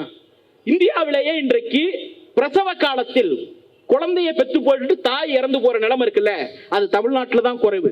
உங்க தலைமுறையில் அதிகமா இருந்திருக்கும். அம்மா இல்லாத பிள்ளைகள் அதிகமா இருந்திருப்பாங்க. இல்ல பிள்ளை இறந்து போயிட்டு அம்மா கொஞ்சம் இருப்பாங்க. 5 வயசுக்குள்ள இறந்து போற பிள்ளைகள் அதிகமா இருக்கும். நிறைய பேர் சொல்லுவாங்க, எப்பா நீ 7வது பிறந்தப்பா அப்படிம்பாங்க. நான் தானங்க மூத்த பிள்ளைன்னு சொன்னீங்க, 6 புள்ள புதந்து இறந்து செத்து போய் புதைச்சிட்டோம் சொல்லுவாங்க. அப்படி இருந்த நாடு இந்த நாடு. ஆனா இன்னைக்கு என்ன நிலைமை? கர்ப்ப காலத்தில் பிரசவ காலத்தில் குழந்தை இறப்பதும் தாய் இறப்பதும் ஏறக்குறைய இல்லாம பண்ணிட்டோம். ரொம்ப குறைஞ்சு போச்சு. எப்படி? ஏன்னா வீட்டிலேயே பிரசவம் பார்க்கிறது என்கிற முறையிலிருந்து பெண்களை முதல்ல ஹாஸ்பிட்டலுக்கு கொண்டு வரணும். கொண்டு வரணும்னா என்ன பண்ணணும்? நீ காசு கொடு, காசு கொடுத்தா தன்னுடைய பிரசவத்தை பதிவு பண்ணிப்பாங்க. அதற்காக கொண்டு வரப்பட்ட திட்டம் தான் 89 கலைஞர் கொண்டு வந்த திட்டம். இன்னைக்கு அது என்ன பண்ணுது தெரியுமா? இன்னைக்கு வரும்போது நானும் இந்திரகுமாரும் அந்த நகராட்சி ஆஃபீஸ்ல உட்கார்ந்து இருக்கும் போது ஒரு டிவியில ஒரு நியூஸ் ஓடுனுச்சு. பர்கூர், கிருஷ்ணகிரி மாவட்டத்தில் பர்கூர்னு ஒரு ஊரு. அங்க பழங்குடி மக்கள் இருக்காங்க. அங்க ஒரு அக்கா பிரசவம் பேறுகாலம். அந்த அக்கா ஒரு மலைக்கு அடிப்படையில மரத்துக்கு கீழே உட்கார்ந்துருக்கு. ஒரு டாக்டர் டிப் டாப்பா வெள்ளை பேண்ட் வெள்ளை சட்டை போட்டுக்கிட்டு கண்ணாடி போட்டிருக்காரு, கழுத்துல ஸ்டெத் இருக்கு. அந்த அக்காட்ட போய் கெஞ்சுறாரு, ஏமா வாமா, தயவு செஞ்சு வாமா, உன்னை இந்த இடத்துலயே கொண்டு வந்து உட்கார வச்சிடறேன், திருப்பி ஜீப்ல ஏறுமா, திருப்பி அரை மணி நேரத்துல கொண்டு வந்து உன்னை விட்டுறேன் அப்படிங்கிறாரு. என்னன்னு விசாரிச்சா அந்த அம்மா பிரசவத்தை பதிவு பண்ணிட்டு அதுக்கப்புறம் செக்கப்புக்கு வரல. 12 முறை நர்ஸ் அம்மா என்ன பண்ணிருக்கு, அந்த அம்மாவை போய் டெய்லி வாமா வாமான்னு கூப்பிட்டு இருக்கு. 12 முறை அந்த நர்ஸ் அம்மாவை அக்கா ஏமாத்திருச்சு. 13வது முறையாக ஒரு MBBS MD படித்த மருத்துவர் அந்த ஊருக்கு ஜீப்பை எடுத்துட்டு போய் அந்த அக்கா காலில் விழாத குறையா கெஞ்சி ஹாஸ்பிட்டலுக்கு கூட்டு போறாரு. யாருக்கு இருக்கணும் அந்த அக்கறை? கட்டிய புருஷனுக்கு இருக்கணும், அப்பா அம்மாவுக்கு இருக்கணும், ஊர்க்காரனுக்கு இருக்கணும், தெருக்காரனுக்கு இருக்கணும், சொந்தக்காரனுக்கு இருக்கணும், சாதிக்காரனுக்கு இருக்கணும். யாருக்கும் இல்லை. இந்த அரசாங்கத்திற்கு இருந்தது. அதனால் அந்த வீட்டு வாசலில் மருத்துவர் போய் உட்கார்ந்தார். இப்ப சொல்லுங்க, இந்திரகுமார் சொன்னார்ல அப்பா என்று சொன்னால் ஏன் வலிக்குதுன்னு. அப்பாவுக்கு இல்லாத அக்கறை, அம்மாவுக்கு இல்லாத அக்கறை இந்த அரசுக்கு இருந்தது, எங்கள் தலைவருக்கு இருந்தது. அப்பா என்று 1000 முறை சொல்லுவோம். தந்தை இடத்திலிருந்து எங்களை காப்பாற்றுகிற மகத்தான தலைவர் நம்முடைய தலைவர். இப்ப புரியுதா? கலைஞர் கொண்டு வந்த திட்டம், இன்றைக்கு இருக்கக்கூடிய திட்டம் எதற்காக பலன் அளிக்குது அப்படின்னு. எதற்காக நிறுத்தணும் அப்படின்னா, அது பாங்கு சத்தம்ங்கிற காரணத்திற்காக மட்டும் கிடையாது. எந்த வழிபாட்டு ஒலி கேட்டாலும் இந்த மேடை அமைதி காக்கும். எங்களுடைய பர்சனலான கொள்கை நாத்திகமாக இருக்கலாம், கடவுள் இல்லைங்கிறது இருக்கலாம், என்னுடைய பர்சனலான கொள்கை. ஆனால் ஏற்றுக்கொண்ட மக்களுக்கு நியாயம் செய்ய வேண்டும், அவர்களுக்கான வழிபாட்டு உரிமையை பெற்றுக் கொடுக்க வேண்டும் என்பதற்காக இந்த இயக்கம் போராடியது. தந்தை பெரியாரை பார்த்து கேட்டார்கள், கோயிலுக்கு போக மாட்டேங்கிறீங்க, ஆனா ஆலயத்திற்குள் யார் பூஜை பண்ணணும், யார் உள்ள நுழையணும் அப்படிங்கறதெல்லாம் நீங்க ஏன் கேட்கறீங்கன்னு கேட்டார். அதுக்குதான் சொன்னார், கோர்ட்டுக்கு திருட மட்டும் போறதில்ல, வக்கீலும் சேர்ந்து போறான்டா அப்படின்னு. ஆக குரலற்ற மக்களின் வழிபாட்டு உரிமைக்காக வாதித்த இயக்கம் திராவிட இயக்கம். இங்க 4 இஸ்லாமிய தோழர்கள் இருக்கிறார்கள். பாங்கு ஓதுனாலும் பரவாயில்ல, கூட்டம் கேட்கிறேன்னு இங்க உட்கார்ந்தது அவர்களுடைய பெருந்தன்மை. அவர்களை மதிக்க வேண்டியது நம்முடைய பெருந்தன்மை. இங்க பேசுகிற போது இந்திரகுமார் சொன்னார், முருகன் ஒரு ப்ராஜெக்ட் எடுத்திருக்காங்கன்னுட்டு. என்ன பிரச்சனை தெரியுமா? இந்த வடிவேலு கதை தான். என்ன வேஷம் போட்டாலும் மண்டை மேல இருக்கிற கொண்டையை மட்டும் மறந்துடுவாங்க. முருகன் மாநாடு நடத்துற, சரி, அந்த மாநாடு முருகர் பக்தர்களுக்காக நடத்துறேன்னு சொல்றேன். இடையில திடீர்னு நயினார் நாகேந்திரன் மேடையை போட்டு, இன்றைக்கு முருகனை கையில் எடுத்திருக்கிறோம், நாளைக்கு திமுகவை வீட்டுக்கு அனுப்புவோம். அப்ப நீ முருகனை கையில் எடுக்கிறது எதுக்காக? திமுகவை வீட்டுக்கு அனுப்ப வேண்டும் என்கிற அரசியல் நோக்கத்திற்காக. அப்ப முருகன் மேல உனக்கு பாசமெல்லாம் கிடையாது, திமுக மேல காண்டு, அதனால முருகனை கையில் எடுக்கிறேன். ஆனால் ஒன்றை மட்டும் நினைவில் கொள்ள வேண்டும், பாஜக சங்க பரிவார சக்திகள் தயவு செய்து மனதில் வைத்துக் கொள்ளுங்கள். நீங்கள் சபரிமலைக்கு போனீர்கள், சபரிமலையில் அரசியலாக்கினீர்கள், என்ன நடந்தது? கேரளால 0. உத்தரப்பிரதேசத்துக்கு போனீர்கள், ராமனை அரசியலாக்கினீர்கள், ராமன் தான் எல்லாம் என்று நாடகம் போட்டீர்கள். உத்தரப்பிரதேசத்தில் ராமர் கோயில் கட்டிய அந்த தொகுதியிலேயே தோற்று போனீர்கள், நடந்தது. மேற்கு வங்கத்திற்கு போனீர்கள், காளிமாதா காப்பாத்துன்னு சொன்னீங்க, காளிமாதாவை அரசியலாக்கினீர்கள், மேற்கு வங்க மக்கள் அடித்து விரட்டினார்கள். ஏற்கனவே ஒரு முறை தமிழ்நாட்டில் வேலை தூக்கிட்டு யாத்திரை போனீங்க, முருகன் கொஞ்சம் துடியான சாமின்னு நம்பிக்கை உள்ளவர்கள் சொல்லுவாங்க, தூக்கி சொருகினாரு, 0க்கு வந்து நின்னீங்க. உண்டா இல்லையா? அப்ப தமிழ்நாட்டு மக்கள், இங்க இருக்கக்கூடிய எல்லா அக்கா நெத்திலையும் பொட்டு இருக்கு, அண்ணமார்கள் அத்தனை பேரும் நெத்தி நிறைய பட்டை அடிச்சுட்டு தான் உட்கார்ந்துருக்காங்க, இல்லைன்னு சொல்லல. ஆனா ஒன்னே ஒண்ணுதான், சாமி காப்பாத்துவாருங்கிற நம்பிக்கை அவர்களுக்கு இருக்கலாம். சாமியை காப்பாத்துவோம் வான்னு எவனாவது கூப்பிட்டா அவன் ஃப்ராடுன்னு அடித்து விரட்டக்கூடிய ஆற்றல் எங்கள் வீட்டு பெண்களுக்கும் ஆண்களுக்கும் இருக்கிறது என்கிற வரை நீ என்ன ப்ராஜெக்ட் எடுத்தாலும் அம்மன் ஜல்லிக்கு இங்க பிரயோஜனம் இல்லை. அம்மன் ஜல்லிக்கு இங்க பிரயோஜனம் இல்ல. ஏன்னா முத்தமிழறிஞர் கலைஞர் சொல்லிவிட்டு போனதுதான், கோயில் வேண்டாம் என்று சொல்லவில்லை, கோயில் கூடாது என்று சொல்லவில்லை, கோயில் கொடியவர்களின் கூடாரம் ஆகிவிடக் கூடாது என்பதற்காக அரசியல் செய்யக்கூடியவர்கள் நாங்கள். இல்லைன்னா ஏன் 4 ஆண்டு காலத்துல 3000 கோயிலுக்கு குடமுழக்கு பண்ணணும்னு எங்களுக்கு என்ன ஆசையா என்ன? அது மக்களுடைய நம்பிக்கை. ஒரு அரசு அதை செய்ய வேண்டிய கடமை இருக்கிறது, செய்து முடித்திருக்கிறது. உங்க ஊர்ல இருக்கக்கூடிய சுற்று வட்டாரத்தில் எந்த கோயிலை வேணாலும் பாருங்க, 10 ஆண்டுகளுக்கு முன்னால் 5 ஆண்டுகளுக்கு முன்னால் அந்த கோயிலோட நிலைமை என்ன, இன்னைக்கு அந்த கோயிலோட நிலைமை என்ன யோசித்து பார்த்தால் பிரமிப்பாக இருக்கும். எல்லாவற்றையும் மீட்டுக் கொடுத்த இயக்கம் திராவிட இயக்கம். கோயிலுக்கு வெளியில நின்று நம்மளை எல்லாம் கோயிலுக்கு உள்ள கொண்டு போன இயக்கம் திராவிட இயக்கம். அந்த பெருமிதத்தில் சொல்லுகிறேன், கோயிலை வைத்து அரசியல் செய்யணும்னு தமிழ்நாட்டில் தயவு செய்து நினைக்காதீர்கள். அது திருப்பி அடிக்கும், ஓட ஓட அடிக்கும், ஒரு நாளும் எழுந்திருக்க முடியாத அளவிற்கு கடுமையாக தாக்கும். அந்த விஷப்பரீட்சை உங்களுக்கு வேண்டவே வேண்டாம். இங்க பேசுகிற போது இந்திரகுமார் அவர்கள் இன்னொரு விஷயத்தை சொன்னார். இங்க போகிற ரோட்ல எந்த ப்ராஜெக்டாவது தமிழர் கையில இருக்கா? அந்த டோல்கேட்டு ஒரு குஜராத்தி கிட்ட இருக்கு, அந்த ரோடு போட்டது ஒரு மராட்டி என்று சொன்னார். வெறும் டோல்கேட்டு ரோடு போடுறதுல மட்டும் கிடையாது, ஒரு பெரிய பெரிய ப்ராஜெக்ட்ல ஒரு கதை சொல்றோமா, கதை இல்ல, நடந்த உண்மை, நடந்ததான்னு கேட்பீங்க. அப்படி ஒரு கதை.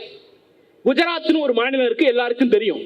அந்த குஜராத்ல பாகிஸ்தானோட பார்டர் இருக்குல்ல, பாகிஸ்தானோட பார்டர், அந்த பார்டர் பகுதியில ஒரு முக்கியமான சம்பவம் நடக்குது. என்னன்னா, ஒரு அரசாங்க அமைப்புக்கு, செகிங்கிற ஒரு அரசாங்க அமைப்புக்கு அந்த குஜராத் மாநில அரசு ஒரு 23,000 ஹெக்டேர் நிலத்தை தூக்கி கொடுக்குது. எதுக்கு? அங்க ஒரு சோலார் பூங்கா அமைக்கிறதுக்கு. சோ ஒரு சோலார் பூங்கா அமைக்கிறதுக்கு செகிங்கிற ஒரு அரசு நிறுவனத்துக்கு குஜராத் அரசாங்கம் நிலத்தை கொண்டு போய் கொடுக்குது. அந்த நிலத்தை கொடுத்த உடனே இவங்க போய் சோலார் பூங்கா அமைக்கிறதுக்கு முயற்சி பண்றாங்க. ஆனா அதுல ஒரு சட்ட சிக்கல். என்ன சட்ட சிக்கல்னா, அந்த நிலம் பார்டர்ல இருக்கு, பாகிஸ்தானுக்கு இந்தியாவுக்கும் பார்டர்ல இருக்கு. அங்க சட்டப்படி எந்த கட்டுமானத்தையும் செய்ய முடியாது. உடனே என்ன பண்ணாங்க தெரியுமா? குஜராத் அரசாங்கம், அந்த செகிங்கிற அமைப்பு, ராணுவ அமைச்சகம் 3 பேரும் ஒரு நாள் டெல்லியில ஒன்னா உட்கார்ந்து 1 மணி நேரம் விவாதிச்சு அந்த சட்டத்தை தளர்த்துறாங்க. யாருக்காக? குஜராத்துக்காக. எவ்வளவு நேரத்துல? 1 மணி நேரத்துல. எப்படி? ஒன்னா உட்கார்ந்து, இல்லையா? உடனே அந்த நிறுவனம் என்ன பண்ணுது? என்னால இந்த சோலார் பூங்காவை அமைக்க முடியாது. எப்ப? பர்மிஷன் வந்த பிறகு, சட்டத்தை தளர்த்தின பிறகு அமைக்க முடியாதுன்னு திரும்பி குஜராத் அரசாங்கத்திலேயே நிலத்தை கொடுத்துருது. குஜராத் அரசாங்கம் என்ன பண்ணுச்சு தெரியுமா? மோடியோட நண்பர் இருக்கார்ல அதானி, அதானியை கூப்பிட்டு, ஐயா அதானி, அந்த செகியால நடத்த முடியலையா, நீ கொஞ்சம் நடத்திக்கிறியான்னு கேட்டவன், அதுவா பரவாயில்ல நான் கொஞ்சம் நடத்துறேன் அப்படின்னு சொல்லி அந்த 23,000 ஹெக்டேர் நிலத்தையும் அதானிக்கு கொடுத்தாச்சு. அவர் இப்போ உலகத்திலேயே பெரிய சோலார் பூங்கா ஒன்றை அங்க நடத்தி கொண்டிருக்கிறார். அப்ப யோசிச்சு பாருங்க, குஜராத்துக்கு ஒரு தேவை என்று சொன்னால், அதானிக்கு ஒரு தேவை என்று சொன்னால், டெல்லியில மாநில அரசாங்கம், டிஃபென்ஸ் மினிஸ்ட்ரி, செகி எல்லாம் ஒன்னா உட்கார்ந்து பேசி 1 மணி நேரத்தில் அந்த பேப்பரை கிளியர் பண்றாங்க. இங்க மெட்ரோல எத்தனை பேருமா பயணிச்சிருக்கீங்க? சென்னை மெட்ரோல ஏறக்குறைய எல்லாரும் போயிருப்பீங்க, ஒரு முறையா பார்த்துருப்பீங்க. ஆனா மெட்ரோல போகாதவங்க நிறைய பேர் இருக்காங்க போல இருக்குன்னு. நீங்க எல்லாரையும் கொஞ்சம் கூட்டிட்டு அறிவாலயத்தை கூட்டு வந்து, ஆமா, தலைவர் கிளாம்பாக்கத்துக்கே கொண்டு வராரு. அடுத்த முறை நீங்க ஈஸியா இதுல பயணிக்கலாம். இந்த மெட்ரோல ஒரு சிக்கல் இருக்கு. என்ன சிக்கல்னா, அதை ஆரம்பிக்கும் பொழுது அந்த பெட்டி மெட்ரோ 4 பெட்டி ரயில். எத்தனை பெட்டி? 4 பெட்டி. இந்த 4 பெட்டி ரயில்ல கூட்டம் அதிகமாக ஆரம்பிக்கும் பொழுது 10 நிமிஷத்துக்கு ஒரு வண்டி ஓட்டணும், அப்புறம் 7 நிமிஷத்துக்கு ஒரு வண்டி ஆக்கணும், 4 நிமிஷத்துக்கு ஒரு வண்டி ஆக்கணும், இப்ப 3 நிமிஷத்துக்கு ஒரு வண்டி போகுது. ஆனாலும் கூட்டத்தை கட்டுப்படுத்த முடியல, திணறுது. பஸ்ஸை விட அதிகமா கூட்டம் போகுது. தலைவர் பார்த்தார், 4 பெட்டி மெட்ரோவை 6 பெட்டி மெட்ரோவா 8 பெட்டி மெட்ரோவா மாத்துவோம் அப்படின்னு சொல்லி ப்ராஜெக்ட் போடுறாரு. எவ்வளவு செலவுன்னு கேட்டா 2000 கோடி செலவு. இந்த 2000 கோடிக்கு நம்ம செலவு பண்ண போறது இல்ல, உலக வங்கி, ஆசிய வங்கின்னு ஒரு வங்கி நமக்கு கடன் கொடுக்க போறான். கடன் கொடுக்கறதுக்கு யாராவது ஷூரிட்டி கையெழுத்து போடணும்ல, அந்த கையெழுத்தை மோடி கிட்ட நம்ம கேட்கிறோம். இந்த ப்ராஜெக்ட்டுக்கு நீங்க கடன் கொடுங்கப்பா அப்படின்னு ஒரு ஷூரிட்டி கையெழுத்தை கேட்கிறோம். குஜராத்துக்கு ஒரு தேவை என்றவுடன் 3 அமைச்சகங்களும் ஒரு அரசாங்கமும் 1 மணி நேரத்தில் இந்த பேப்பரை கிளியர் பண்ணாங்க. தமிழ்நாட்டுக்கு வெறும் ஷூரிட்டி கையெழுத்து போடுறதுக்கு மோடி எடுத்துக்கொண்ட காலம் 1.5 வருஷம். அப்ப நம்ம ஊருக்கு ஒரு பிரச்சனைனா அதை தூக்கி குப்பையில போடு, குஜராத்துக்கு ஒரு பிரச்சனைனா தூக்கி தலையில வச்சு கொண்டாடு. இதுதான் மோடி பாலிசி. இந்த நாட்டை குஜராத்திகளின் கொள்ளைக்காடாக மாற்றுவதுதான் மோடியினுடைய திட்டம். அதை முறியடிப்பதுதான் திராவிட மாடல் அரசாங்கத்தின் மகத்தான பணி. எந்த ஊர்லயாவது நடக்குமாங்க? பஸ் ஸ்டாண்டு நம்ம கண்ட்ரோல்ல இருக்கு, நாம கட்டிட்டோம், அதுல நியாயம் இருக்கு. ரயில்வே நம்ம கண்ட்ரோல்ல இருக்கு, இங்க இருக்கக்கூடிய ஊரை பக்கத்துல கிளாம்பாக்கத்துக்கு ரயில்வே நிலையம் வேணும்னா அதுக்கு நம்ம ஏன் செலவு பண்ணணும்? மோடி கிட்ட கேட்கறோம், ஐயா நாங்க பஸ் ஸ்டாண்ட் கட்டிட்டோம், இந்த ரயில் நிலையத்தை மட்டும் நீங்க கட்டி கொடுத்துருக்க, மக்கள் பாவம் சிரமப்படுறாங்க அப்படின்னு சொன்னா காசு இல்ல பையா அப்படின்ட்டாரு. எவ்வளவு காசு இல்ல பையான்ட்டாரு. தமிழ்நாடு முதலமைச்சர் பார்த்தா அவன் என்னடா கட்டுறது, நீ கட்டுறான்னு தமிழ்நாட்டின் சொந்த நிதியில் அந்த ரயில்வே நிலையம் கட்டப்பட்டு வருகிறது. மக்கள் துயரப்படுகிற போதெல்லாம் எந்த சட்டத்தையும் உடைத்து விட்டு மக்களை காப்பாற்ற வேண்டும் என்கிற அக்கறை ஒரே ஒரு தலைவருக்கு, ஒரே ஒரு இயக்கத்திற்கு, ஒரே ஒரு கட்சிக்குத்தான் இருக்கிறது. அந்த கட்சி திராவிட முன்னேற்ற கழகம். அந்த தலைவர் நம்முடைய தலைவர் இல்லையா? நாளைக்கு கூச்சமே இல்லாம அந்த ரயில் நிலையத்துக்கு தன்னுடைய படத்தை ஒட்டி கொள்ள மோடி வருவார். அப்ப நாம சொல்ல வேண்டியதெல்லாம் ஒன்னே ஒண்ணுதான், என் காசுல கட்டின இடத்துக்கு நீ ஏன் காலடி எடுத்து வைக்கிற? கேட்க வேண்டிய கேள்வி நம்முடைய கேள்வி. இது மட்டுமா? எல்லாரும் டாக்ஸ் கட்டுறீங்க. கேட்டா அக்காலாம் சொல்லுவாங்க, நான் எங்கப்பா டாக்ஸ் கட்டுறேன், நான் என்ன படிச்சேனா, வேலைக்கு போனேனா? அண்ணன் கூட சொல்லுவாரு, என்னடா கூலி வேலைக்கு போறேன், நான் என்ன டாக்ஸ் கட்டுறேன் அப்படிம்பாரு. அப்படி அல்ல. காலையில விளக்குற பேஸ்ட் பிரஷ்ல இருந்து நைட்டு போடுற குட் நைட் காயில் வரைக்கும், போட்டிருக்க சட்ட துணியில இருந்து காலில் போட்டிருக்க செருப்பு வரைக்கும், அக்கா போட்டிருக்க மப்ளர் வரைக்கும் அத்தனைக்கும் என்ன பண்றோம்? டாக்ஸ் கட்டுறோம். அந்த டாக்ஸ்ல பெரும்பகுதி யாருக்கு போகுது? மோடிக்கு போகுது. தமிழ்நாட்டிலிருந்து இதே மாதிரி ஒரு அக்கா உத்தரப்பிரதேசல இருப்பாங்கல்ல, அந்த அக்காவும் டாக்ஸ் கட்டுறாங்க. அவங்க 1 ரூபா கட்டினா 2 ரூபா 50 பைசா திருப்பி கொடுக்கிறார் மோடி. நம்ம அக்கா 1 ரூபா கட்டினா வெறும் 29 பைசா தான் திருப்பி கொடுக்கிறார். நாமளும் இந்த நாட்டின் குடிமக்கள் தான், உத்தரப்பிரதேசக்காரனும் இந்த நாட்டின் குடிமக்கள் தான். நம்ம கண்ணுல சுண்ணாம்பு, அந்த கண்ணுல வெண்ணெய். எதிர்த்து கேள்வி கேட்கக்கூடிய நெஞ்சுரமும் முதுகெலும்பும் ஒரே ஒரு தலைவருக்கு தான் இருக்கிறது. அவர் தான் நம்முடைய தலைவர். வேற யாருக்கு இருக்கு? இப்படி நம்ம பட்டியல் போட்டுக்கிட்டே போகலாம். ஏறக்குறைய நம்ம இங்க இந்திரகுமார் தோழர் பேசுகிற போது சொன்னார், அது முன்னால பேசுறவங்க விட்டுட்டோம்னா அது கொஞ்சம் வசதி. என்னன்னா நம்ம அதுல இருந்தே எடுத்து பேசிடலாம். மகளிர் இடஒதுக்கீடு பத்தி பேசினார். இன்னும் 10 வருஷம் கழிச்சு போய் பாருங்க, ஒவ்வொரு ஆபீஸ்லயும் 4 ஆண்கள் இருந்தா 4 பெண்கள் இருப்பாங்க அப்படின்னாரு. போன வருஷம் ஒரு வழக்கு உயர்நீதிமன்றத்தில் வந்துச்சு. என்ன வழக்கு தெரியுமாக்கா? டிஎன்பிஎஸ்சில வேலைக்கு ஆள் எடுக்கிற போது மகளிர் இடஒதுக்கீடு அப்ளை பண்றாங்க. அப்படி அப்ளை பண்ணா 100 வேலைக்கு ஆள் எடுத்தா அதுல 70 பேர் பெண்களாக வருகிறார்கள். அதனால் அந்த இடஒதுக்கீட்டை நீக்க வேண்டும். அப்பதான் 50 ஆண்கள் 50 பெண்களாவது வருவாங்கன்னு ஆண்கள் எல்லாம் உயர் நீதிமன்றத்தில் போய் கதறினார்கள். இந்த நிலைமை இந்த நாட்டில் ஏற்பட்டது. பெண்கள் வீட்டை விட்டு வெளில வரக்கூடாது, வெளில வந்தா பேசக்கூடாது. அதிகபட்சம் பேச அனுமதிக்கப்பட்ட சபையே கோயில்ல மட்டும்தான், அதுவும் முருகா, அவ்வளவுதான். வேற என்ன? வீட்டுல கேத வீட்டுக்கு போனா அழுவணுமா அழுவக்கூடாதுங்கிறத கூட அண்ணன் சொல்லுவாரு, ஆத்துக்கார் சொல்லுவாரு. அப்படி இருந்த நிலைமையில் டிஎன்பிஎஸ்சி என்கிற ஒரு அதிகாரப்பூர்வ அமைப்பில் அரசு அலுவலர்களாக 100 பேர் ஆள் எடுத்தால் 70 பேர் பெண்கள் வருகிறார்கள், எங்கள் வாய்ப்பெல்லாம் பறிபோகிறதுன்னு உயர்நீதிமன்றத்துக்கு போய் ஆண்கள் எல்லாம் கதறவிட்ட அரசு ஒரு இயக்கம், திராவிட இயக்கம். 30% பெண்களுக்கு அரசு வேலை வாய்ப்பில் இடஒதுக்கீடு கொடுத்தவர் முத்தமிழறிஞர் கலைஞர். இன்றைக்கு எல்லா இடங்களிலும் அதை நிறைவேற்றி கொண்டிருப்பவர் நம்முடைய திராவிட மாடல் நாயகர், நம்முடைய தலைவர். இந்த இடத்துக்கு நாம வந்து சேர்ந்திருக்கோம். இங்க நான் சொன்னேன்லக்கா, மோடி சிலிண்டர் கொடுத்த கதையை சொன்னேன்ல, அவரு போன வருஷம் என்ன பண்றாரு, தேர்தலுக்கு முன்னாடி 350 ரூபா சிலிண்டர் 1050 ரூபா ஆக்கிட்டு அப்புறம் வந்து சொல்றாரு, ஒரு மார்ச் மாசம் 1ஆம் தேதி டிவி முன்னாடி வந்து நின்றுட்டு, அன்பார்ந்த மகளிர்களே, உங்களுக்கெல்லாம் நான் ஒரு மகளிர் தின பரிசு கொடுக்க போகிறேன். என்ன அப்படின்னு கேட்டா, சிலிண்டர் விலையை குறைக்க போறாராம். ஏன் அதை மகளிர் தினத்துக்கு கொடுக்கணும்? ஆண்கள் தினத்துக்கு கொடுக்க கூடாதா? அண்ணன் அடுப்பு பத்த வச்சா கை பத்திக்குமா? இல்ல ஏமா? அப்ப என்னன்னா மோடியின் சிந்தனை ஒன்றே ஒன்றுதான், பெண்களுக்கு பரிசு கொடுக்கணும்னா அடுப்படி சார்ந்து கொடு, அடுப்படியிலேயே அவங்க கிடக்கட்டும். இப்படி சிந்திக்கக்கூடிய ஒரு பிற்போக்கு சிந்தனையின் வடிவமாக மோடி இருக்கிறார். நம்முடைய தலைவர் ஒரு திட்டம் கொண்டு வந்தார். இதே செங்கல்பட்டில் 1929 தந்தை பெரியார் ஒரு தீர்மானம் போடுகிறார், பெண்களுக்கு அப்பஞ்சொத்தில் சம உரிமை கொடுன்னு கேட்கிறார். அன்னைக்கு இதெல்லாம் கேட்டாலே, இந்த மாதிரி நினைச்சாலே கொடுத்திடுவான். அப்படி ஒரு தர்ம சங்கடமான, அப்படி ஒரு கொடுமையான காலகட்டத்தில் பெரியார் அதை கேட்டார். 60 ஆண்டுகள் கழித்து 1989 எல்லா சொத்திலும் சம உரிமை பெண்களுக்கும் உண்டு என்று முத்தமிழறிஞர் கலைஞர் சட்டம் போட்டார். இது அப்பா சொத்துல. இன்னைக்கு அடுத்த இடத்திற்கு நம்முடைய தலைவர் மாறி இருக்கிறார், தாவி இருக்கிறார். என்ன தெரியுமா? அண்ணன் பேர்ல சொத்தை பதிவு பண்ணா முழு பதிவு கட்டணமும் கட்டணும், அக்கா பேர்ல சொத்தை பதிவு பண்ணா பதிவு கட்டணத்தில் சலுகை உண்டு.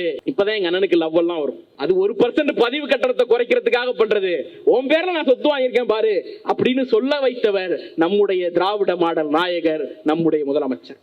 அப்ப யோசிச்சு பாருங்க, இந்த இயக்கம் எல்லாவற்றுக்கும் கஷ்டப்பட்டிருக்கு. சொத்துரிமை வேணும்னு கேட்கறதுக்கு ஒரு தலைவர், அந்த உரிமையை கொடுப்பதற்கு ஒரு தலைவர், சொத்துக்களை பதிவு செய்கிற போது சலுகை கொடுத்து பெண்களை அதிபதியாக்குவதற்கு இன்னொரு தலைவர், 3 தலைவர்களும் சேர்ந்து நின்றதால் தான் இந்த இயக்கம் தூக்கி நின்றது. இந்த இயக்கம் எல்லாவற்றையும் காப்பாற்றியது. இப்படி நாம பட்டியல் போட்டுக்கிட்டே போகலாம். ஆனால் ஒரு விஷயத்தை சொல்லணும், இங்க இருக்கக்கூடிய சீனியர்கள் கோச்சுப்பாங்க, ஆனாலும் சொல்றேன்.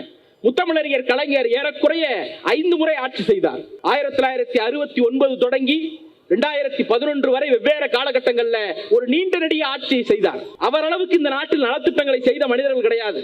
அவர் அளவுக்கு இந்த ஊரை மாற்றி காட்டிய தலைவர் கிடையாது. ஆனால் ஒவ்வொரு வீட்டிலும் கலைஞரால் பயன் பெற்றோம் என்று சொல்லுவதற்கு ஒருவரை உருவாக்க வேண்டும் என்றால் அதற்கு கலைஞருக்கு 5 ஆட்சி தேவைப்பட்டது. இன்றைக்கு திராவிட மாடல் ஆட்சியில் இந்த அரசால் பயன்பெறாத வீடுகளே இல்லை என்று சொல்லுவதற்கு நம்முடைய தலைவருக்கு வெறும் 4 ஆண்டுகள் போதுமானதாக இருக்கிறது. முத்தமிழறிஞர் கலைஞர் 5 ஆட்சியில் செய்ததை ஒரே ஆட்சியில் செய்து முடித்து விட்டார். என்ன சொல்லுங்க? பட்டியல் போட்டுக்கிட்டே போலாம். புதுமை பெண்ல வரியா, தமிழ் புதல்வன்ல வரியா, மகளிர் உரிமை தொகையில வரியா, எதுலையும் வரலையா? குறைந்தபட்சம் ஒரே ஒரு முறையாவது அந்த பிங்க் பஸ்ல போயிருப்பீங்க. பிங்க் பஸ்ல போகும் பொழுது சமீபத்தில் ஒரு ஆய்வு பயணம், அநேகமாக முத்தமிழறிஞர் கலைஞர் பிறந்த நாள்னு நினைக்கிறேன். திடீர்னு ஒரு பஸ்ல தலைவரும் இளந்தலைவரும் ஏறுறாங்க. முதலமைச்சரும் துணை முதலமைச்சரும் ஒரு பஸ்ல ஏறுறாங்க. அவர் நேரா போய் ஒரு அக்கா பக்கத்துல உட்கார்றாரு. அக்கா பக்கத்துல உட்கார்ந்த உடனே அவர் கேட்ட முதல் கேள்வி என்ன தெரியுமா? ஃப்ரீயா போறீங்களான்னு கேட்கல, எங்க போறீங்கன்னு கேட்கல. அவர் கேட்ட முதல் கேள்வி, கண்டக்டர் டிரைவர் உங்களை மரியாதையா நடத்துறாங்களா? இதே மேடையில யாரோ ஒருத்தர் தப்பா பேசுறாங்கிறதுக்காக விமர்சிப்பாங்க, நான் இல்லைன்னு சொல்லல, மறுக்கல. ஆனால் இந்த இயக்கத்தின் தலைவர், அந்த திட்டத்தை கொடுத்த மகத்தான முதலமைச்சர் அந்த பெண்களை பார்த்தவுடன் கேட்ட கேள்வி, உங்கள் சுயமரியாதைக்கு எந்த ஆபத்தும் வந்து விடவில்லையே, அதுதான் தலைவர் கேட்ட கேள்வி. ஆனா ஒரு துரோகி ஊர்ந்து போய் தவழ்ந்து போய் டேபிளுக்கு அடியில போய் பதவி வாங்கின ஒரு மகா துரோகி ஒரு பொதுக்கூட்ட மேடையில் பேசுகிறார். லிப்ஸ்டிக் அடிச்ச பஸ்ஸா? வெக்கமா இல்ல? பெண்கள் எல்லாம் ஒண்ணும் செய்ய மாட்டாங்கிற ஆணவத்தில் ஆடுகிறார். யோசிச்சு பாருங்க, லிப்ஸ்டிக் அடிச்ச பஸ். அதனால லிப்ஸ்டிக்னா கேவலமா? அக்காக்கள் போடுற அம்மாக்கள் போடுற லிப்ஸ்டிக்னா அவ்வளவு கேவலமாயிடுச்சா? எடப்பாடி பழனிசாமிக்கு அந்த பஸ்ஸை பார்த்தா லிப்ஸ்டிக் பஸ்ஸா கேவலமா தெரியுது. நம்முடைய தலைவருக்கு அந்த பஸ்ஸை பார்த்தா சுயமரியாதையின் அடையாளமாக தெரிகிறது. இதுதான் ஒரு அடிமைக்கும் ஆளுமைக்குமான வித்தியாசம். இப்படி நாம சொல்லிக்கிட்டே போகலாம். இப்படி இது சாதாரணமா கிடைக்கல. ஏதோ இன்னைக்கு மகளிருக்கு ஒரு இலவச பேருந்து பயணம் கொடுக்குறோங்கிறது உங்களுக்கு சாதாரணமா தெரியலாம். ஆனால் ஒரு காலத்தில் எல்லா சாதிக்காரரும் அந்த பஸ்ல உட்கார்ந்து போக முடியாது. எல்லா தரப்பு மக்களும் அந்த பஸ்ல உட்கார்ந்து போக முடியாது. 100 வருஷத்துக்கு முன்னாடி, ரொம்ப எல்லாம் போகல, போர்டே வச்சிருப்பாங்க. ஆடு மாடு நாய் பூனை சில சாதி பெயர்களை எழுதி அவர்களெல்லாம் அமர்ந்து போகக்கூடாது, பேருந்தில் அனுமதி இல்லை என்று வைத்திருந்தார்கள். இந்த கட்சிக்கு பாட்டன் கட்சியாக இருந்த நீதி கட்சி தான் அப்படி போர்டை எடுக்கலன்னா லைசன்ஸை கேன்சல் பண்ணுவேன்னு மிரட்டி எல்லோரையும் பேருந்துக்குள்ளே அனுப்பி. அமெரிக்காவிலே கருப்பர்களுக்கு அந்த ஒடுக்குமுறை இருந்தது. அமெரிக்கால வெள்ளையர்கள் உட்கார்ந்து போலாம், கருப்பர்கள் நின்றுட்டு தான் போகணும். இடமே இருந்தாலும் உட்காரக்கூடாது. அப்புறம் என்ன மாறுனுச்சு? உட்கார்ந்துக்கலாம், ஆனா ஒரு வெள்ளையர் வந்தா எழுந்துக்கணும், அப்படி இருந்துச்சு. அந்த நிலைமையை அவர்கள் ஒழிப்பதற்கு முன்னாலேயே தமிழ்நாட்டில் பேருந்துக்குள் இருந்த பாகுபாட்டை ஒழித்து காட்டிய இயக்கம் திராவிட இயக்கம். அதோடைய அடுத்த கட்ட தலைவர் என்ன பிரைவேட் வச்சுட்டு நீ நாட்டியம் பண்ணிட்டு இருக்க, நீ எல்லாம் பஞ்சாயத்து பண்ணிட்டு இருக்க, எல்லா பஸ்ஸையும் கவர்மெண்ட் ஆக்குற சொன்னார் முத்தமிழறிஞர் கலைஞர். தமிழ்நாடு போக்குவரத்து கழகம் என்கிற ஒரு அமைப்பு உருவானது. இன்றைக்கு இந்தியாவிலேயே ஒவ்வொரு சந்துக்கும் பொந்துக்கும் பேருந்து விடுகிற ஒரே மாநிலம் தமிழ்நாடு. காரணம் முத்தமிழறிஞர் கலைஞர். தாழ்தள பேருந்துகள்னு வரும்பொழுது ஆசையா இருக்கு. அந்த பஸ்ஸை பார்த்தோம்னா ஏர்போர்ட்டுக்குள்ள போகிற அந்த பேருந்துகளை போல இந்த நகர வீதிகளிலே, இந்த கிராம வீதிகளிலே அரசின் மாநகர பேருந்துகள் வருகிறது. கேட்டா ஏர்போர்ட்ல இருக்கிற அதே லக்ஸுரியோட பஸ் விட்டது முத்துவேல் கருணாநிதி ஸ்டாலின் அவர்களுடைய கவர்மெண்ட். ஒரு காலத்துல பேருந்துல இருந்த ஒடுக்குமுறையை ஒழித்தது நீதி கட்சி. பேருந்துகளை அரசுடைமையாக்கியது முத்தமிழறிஞர் கலைஞர். அந்த பேருந்துகளில் மகளிருக்கு கட்டணம் இல்லாத பேருந்து பயணம் என்று அறிவித்தது நம்முடைய தலைவர். ஒரு பயணம், ஒரு இயக்கம், இது எல்லாத்துக்கும் தேவைப்பட்டுச்சு. ஒரு நாளில் நடந்து விடவில்லை. 1 நூற்றாண்டு காலம் போராட்டம் இதுக்கு பின்னால இருக்கு. இன்னொன்னு, மகளிர் உரிமை தொகை உங்க எல்லாருக்கும் தெரியும். தயவு செஞ்சு மனசாட்சி தொட்டு சொல்லுங்க, இங்க இருக்கிற அத்தனை கட்சிக்காரரும் ஒரு ஓஏபி பென்ஷன் யாரோ ஒரு பாட்டிக்கோ ஒரு தாத்தாவுக்கோ வாங்கி கொடுக்க அலையோன்னு அலைஞ்சிருப்பீங்க. ஒரு பர்த் சர்டிபிகேட் வாங்கி கொடுக்க அலைஞ்சிருப்பீங்க. ஒரு டெத் சர்டிபிகேட் வாங்கி கொடுக்க அலைஞ்சிருப்பீங்க. ஒரு 1000 ரூபாய் உதவித்தொகை வாங்கி கொடுக்க அலைஞ்சிருப்பீங்க. ஆனால் மகளிர் உரிமை தொகை வாங்கி கொடுப்பதற்காக யாராவது எந்த ஆபீஸ்க்காவது அலைஞ்சிருக்கீங்களா? இல்ல. பக்கத்துல இருக்கிற ஸ்கூல்ல முகாம் போட்டாங்க, முகாம்ல போய் எழுதி கொடுத்தோம், ஆட்டோமேட்டிக்கா டிஜிட்டல் ஆனிச்சு, அக்கௌண்ட்ல வந்து மாசம் மாசம் காசு கிரெடிட் ஆகும். அப்ப பெறக்கூடிய தொகைக்காக மக்கள் அலையக்கூட கூடாது என்கிற அக்கறை ஒரு அரசுக்கு இருக்கிறது. அதுதான் நம்முடைய தலைவரின் அரசு. அந்த அவர் நினைச்சிருந்தா என்ன வச்சிருக்கலாம், உதவித்தொகைன்னு பேர் வச்சிருக்கலாம். பல ஊர்ல மகாலட்சுமி திட்டங்கிறாங்க, தலைவர் உரிமை தொகைன்னு வைக்கிறார். என்ன காரணம்? உலக நாடுகள் முழுக்க கண்ணுக்கு தெரியாத உழைப்புன்னு ஒண்ணு இருக்கு, அன்சீன் லேபர் ஃபோர்ஸ் அப்படிங்கிறாங்க. அதாவது கண்ணுக்கு தெரியாத உழைப்பு. அது என்ன கண்ணுக்கு தெரியாத உழைப்புன்னா, அண்ணன்கள் ஆண்கள் செய்யற உழைப்பெல்லாம் கண்ணுக்கு தெரிகிற உழைப்பு. அவர் காலைல 9 மணிக்கு கிளம்புவார், சாயந்தரம் 5 மணிக்கு வந்துருவாரு, பேக வந்த உடனே வீசுவாரு, ஷூவை வாசல்ல வீசுவாரு, சாக்ஸ் அங்கேயே கழட்டி போடுவாரு இல்லையா? அவர் பார்க்கறதுக்கு சம்பளம் உண்டு, அது கண்ணுக்கு தெரிகிற உழைப்பு. எங்க அக்கா காலைல 4 மணிக்கு எழுந்திருக்கு, ராத்திரி தூங்க 11 மணி ஆகும். ஆனா அந்த உழைப்பு கண்ணுக்கு தெரியாத உழைப்பு. அக்கா கிட்டே போய் கேட்டாலும் சும்மாதான்ப்பா இருக்க வீட்டுல அப்படின்னு உண்டா இல்லையா? அப்ப ஆண்கள் செய்யக்கூடிய உழைப்பு கண்ணுக்கு தெரிகிற உழைப்பு. ஏன்னா அதுக்கு சம்பளம்னு ஒண்ணு உண்டு. பெண்கள் வீடுகளில் செய்யக்கூடிய வேலைக்கு கண்ணுக்கு தெரியாத உழைப்பு. இது தமிழ்நாடு இல்ல, இந்தியா இல்ல, உலகம் பூரா இப்படிதான் சொல்றான். அந்த கண்ணுக்கு தெரியாத உழைப்பை கண்ணுக்கு தெரிந்த உழைப்பாக மாற்றுகிற திட்டத்திற்கு பெயர் தான் மகளிர் உரிமை தொகை. 1000 ரூபாய் கொடுக்கிறது உதவி அல்ல, உங்கள் சுயமரியாதைக்கு அது ஒரு ஆதரவாக, அது ஒரு முதுகெலும்பாக இருக்கும் என்கிற காரணத்தினால் தான் அதற்கு பெயர் மகளிர் உரிமை தொகை. வேற எங்க எந்த நாட்டில் அப்படி திட்டம் இருக்கு? வராதவங்களுக்குலாம் இந்த 15ஆம் தேதி முகாம் போட போறாங்க, ஜூலை மாசம் 15ஆம் தேதி, அத்தனை பேருக்கு வந்து கவலையே பட வேண்டாம். இப்படி நாம பட்டியல் போட்டுக்கிட்டே போகலாம். இங்க நம்முடைய தோழர் சொல்லுகிற போது சொன்னார், புதுமை பெண் திட்டம். புதுமை பெண் திட்டம் எல்லாருக்கும் தெரியுங்க. குழந்தைங்க அரசாங்க பள்ளிக்கூடத்தில் படிச்சுட்டு பெண் குழந்தைங்க கல்லூரிக்கு வந்துச்சுன்னா அந்த குழந்தைங்களுக்கு 1000 ரூபாய் கொடுக்கக்கூடிய திட்டத்திற்கு பெயர் தான் புதுமை பெண் திட்டம். மாசம் மாசம் 1000 ரூபாய் வரும். இதுக்கு யார் ஆரம்ப புள்ளி? இன்றைக்கு தமிழ்நாட்டின் முதலமைச்சர் என்ன சொல்லியிருக்காரு தெரியுமா? இந்தியாவிலேயே 100 பெண்கள் தொழிற்சாலைக்கு வேலைக்கு போனா அதுல 42 பெண்கள் தமிழ்நாடு என்கிற ஒரே மாநிலத்திலிருந்து வருகிறார்கள் அப்படின்னு மாற தட்டி நெஞ்ச தட்டி சொல்லியிருக்கிறார். யாரால் விளைந்தது? 1989 திரும்பி கலைஞர்கிட்ட போவோம். 89 கலைஞர் ஒரு சட்டம் கொடுக்கிறார், எல்லோருக்கும் இலவச கல்வி, பெண்களுக்கும் இலவச கல்வி. அதுக்கேற்ற பள்ளிக்கூடங்கள் எல்லாம் திறந்து வச்சுட்டார், பெண்களுக்கு தனித்த கல்லூரிகளை திறந்து வச்சுட்டார், ஸ்கூல் போட்டாச்சு, சட்டம் போட்டாச்சு, திட்டம் போட்டாச்சு. ஆனா பெண்கள் படிக்க வரல. அதிகபட்ச வயசுக்கு வர வரைக்கும் ஸ்கூலுக்கு அனுப்புவாங்க, அப்புறம் வீட்டிலேயே கடப்பா சொல்லுவாங்க. தலைவர் என்ன பண்ணார் தெரியுமா? பெண்கள் வாழ்க்கையில் கண்டிப்பாக நடந்தே தீர்வதுங்கிறது என்ன? திருமணம் மட்டும்தான், மற்ற எதுக்கும் கம்பல்சரி கிடையாது. நடக்கலாம், நடக்காம போலாம். ஆனா கல்யாணம் மட்டும் நம்ம ஊர்ல கட்டாயம் பண்ணி வச்சிருவாங்க. அப்ப அந்த கல்யாணத்தோடு படிப்பை தொடர்பு படுத்தினார். எப்படி தெரியுமா? படிச்சிருந்தா கல்யாணத்துக்கு உதவி தொகைன்னு சொன்னார். அவர் நினைச்சிருந்தா ஏழை பெண்களுக்கு உதவி தொகைன்னு சொல்லிட்டு முடிச்சுட்டு போயிருக்கலாம். ஆனால் ஏழை பெண்களுக்கு படித்திருந்தால் உதவி தொகைன்னு சொல்றார். அப்ப என்ன அர்த்தம்? 7வதுல நிறுத்தின பெண்களை 10வது வரைக்கும் படிக்க வச்சாங்க. 10வது வந்த பிள்ளை 12வது போனுச்சு, 12வது வந்த பிள்ளை காலேஜுக்கு போனுச்சு, காலேஜுக்கு வந்த பிள்ளை சம்பாதிக்க தொடங்கியது, ஐடி கட்டுனுச்சு. இன்னைக்கு ஊரெல்லாம் இந்தியாவில் 100 பெண்கள் அலுவலக வேலைக்கு போனால் 42 பெண்கள் தமிழ்நாட்டிலிருந்து வருகிறார்கள் என்ற வரலாற்று சாதனையை நாம் நிகழ்த்துவதற்கு காரணம் 89 கொடுத்த மகளிருக்கான திருமண உதவித்தொகை. இன்னைக்கு அதை மாத்தி இருக்கிறோம். எப்படி? கலைஞர் சொன்னார், நீ படிக்க வாமா, படிச்சு முடிச்ச பிறகு காசு கொடுக்கிறேன் கல்யாணம் பண்ணும் போது. தலைவர் அடுத்த கட்டத்திற்கு நகர்ந்திருக்கிறார், படிக்க வாமா, படிக்கும் போதே காசு கொடுக்கிறேன். அதற்கு பெயர் தான் புதுமை பெண் திட்டம். இப்படி நாம என்ன பண்ணிட்டே போகலாம், பட்டியல் போட்டுக்கிட்டே போகலாம். 3 செய்தி. 1, பாதங்களை பாதுகாப்போம்னு ஒரு திட்டம் இருக்குமா? பல பேருக்கு தெரிஞ்சிருக்கலாம், சில பேருக்கு தெரியாம இருக்கலாம். என்ன? இங்க நிறைய பேர் சுகர் பேஷண்ட் இருப்பீங்க, நீங்க இல்லைனாலும் உங்க வீட்டுல இருப்பாங்க. சுகர் பேஷண்ட் காலில் புண்ணு வந்தா ஆறாது, அது ஒரு பிரச்சனை. கவனிக்காம விட்டோம்னா சீல் வச்சிரும். அது தமிழ். அப்புறம் அந்த சீல் அப்படியே கவனிக்காம விட்டோம்னா பாதங்களை வெட்டி எடுக்கக்கூடிய அளவிற்கு கொடுமைகள் நடக்கும். இது தமிழ்நாட்டு பிரச்சனையா? இந்தியாவோட பிரச்சனையா? உலகம் முழுக்க இருக்கிற பிரச்சனை. ஆனால் உலகத்தில் எந்த தலைவரும் சிந்திக்காத திட்டத்தை தமிழ்நாட்டின் முதலமைச்சர் சிந்திச்சார். அந்த திட்டத்திற்கு பெயர் தான் பாதங்களை பாதுகாப்போம். 3 மாசத்துக்கு ஒருக்க சுகர் பேஷண்ட் காலெல்லாம் செக் பண்ணி சின்ன லெவல்ல புண்ணு வந்த உடனேயே அந்த புண்ணை ஆத்திரத்துக்கான வைத்தியத்தை செய்யணுங்கிறது தான் பாதங்களை பாதுகாப்போம் திட்டம். திருநெல்வேலி மாவட்டத்தில் ஒரு திட்டம் அறிவிக்கிறாங்க. எத்துப்பல் கொண்ட குழந்தைகள் இருக்குல்ல, அந்த குழந்தைகளுக்கு கிளிப்பு மாட்டி விடுற திட்டம். எதுக்கு ஒரு அரசாங்கத்துக்கு இது என்ன அவசியம்? எத்துப்பல்ங்கிறது உயிர் போற பிரச்சனையா? இல்ல. ஆனால் எத்துப்பல் கொண்ட குழந்தைக்கு காலம் முழுக்க அது ஒரு மனக்குறையாக இருக்குமே என்கிற காரணத்தினால் காசு இருக்கிற புள்ள காசு கொடுத்த கிளிப்பு மாட்டிக்கும், காசு இல்லாத அரசு பள்ளி குழந்தை என்ன பண்ணும், நான் மாட்டி விடுறேன் கிளிப்ப என்று அரசு பள்ளிக்கூட குழந்தைகளுக்கு கிளிப்பு மாட்டி கூட திட்டம் தான் திருநெல்வேலி மாவட்டத்தில் ட்ரையல் பார்க்குறாங்க. நேற்றைக்கு முந்தா நாள் தமிழ்நாட்டினுடைய சுகாதாரத்துறை அமைச்சர் ஒரு திட்டத்தை தொடங்கி வைக்கிறார். என்னன்னா, நீட் எழுதுனாங்கல்ல பிள்ளைகள், அந்த பிள்ளைகளுக்கெல்லாம் போன் பண்ணி ஆறுதல் சொல்ற திட்டம். யாரு பாஸ் பண்ணாத குழந்தைங்களுக்கு மனநல ஆலோசனை கொடுக்கிற திட்டம். எதுக்கு? குழந்தைங்க ரொம்ப லோவா ஃபீல் பண்ணி ஏதாவது தப்பான முடிவு எடுத்துடக்கூடாது அப்படிங்கிறதுக்காக. இது யாருடைய குறை, யாருடைய அக்கறை, யார் படணும் இந்த அக்கறையை? அப்பா அம்மா ஊர்க்காரன் தெருக்காரன் பட வேண்டிய வேலையை ஒரு அரசாங்கம் செய்கிறது.